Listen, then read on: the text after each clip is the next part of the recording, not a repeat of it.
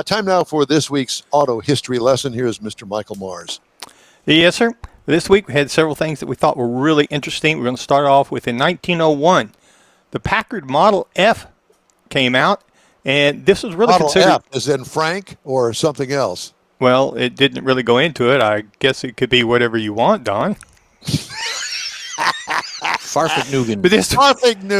Farfignugan, yeah. So anyway, this was a big step forward in the luxury automobile sector because of the engineering and the craftsmanship that was put into it. Now, the Model F had a single-cylinder engine in it, 12 horsepower, 183.8 cubic inch. But it was the ride and the drive of it that really what attracted the affluent buyers and kind of made Packard, gave it its reputation for quality in luxury automobiles. Now, in 1959, Ford introduced the Falcon. This is one of their compact cars, part of their compact car lineup.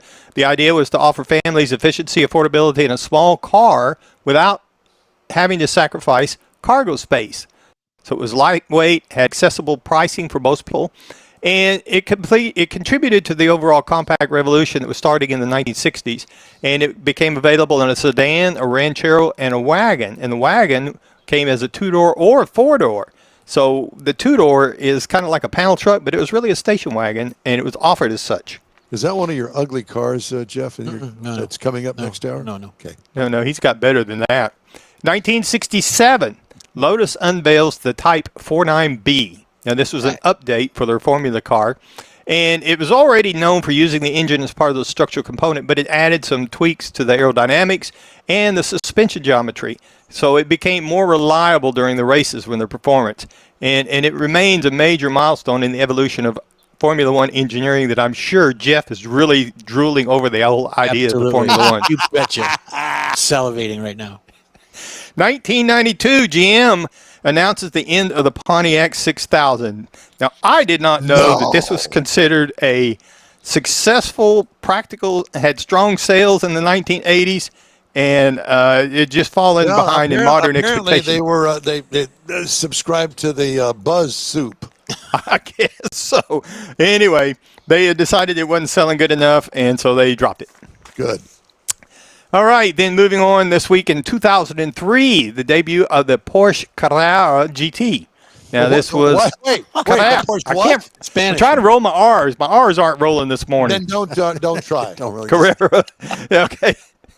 So it had a carbon fiber chassis, race-bred V10 engine, a lot of aerodynamics that were engineered into it, and it really V10. started... What?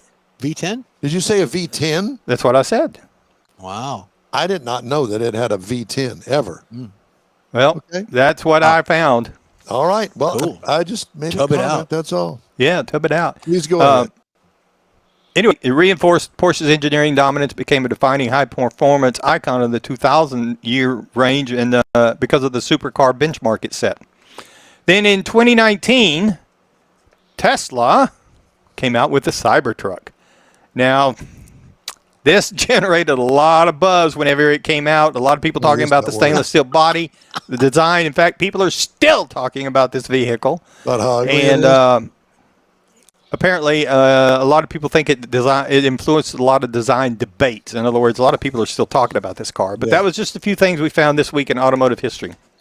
Boy, I'm glad that's over with. Okay, well, thank you very much for that. As far as news stories this week, got one I want to tell you about.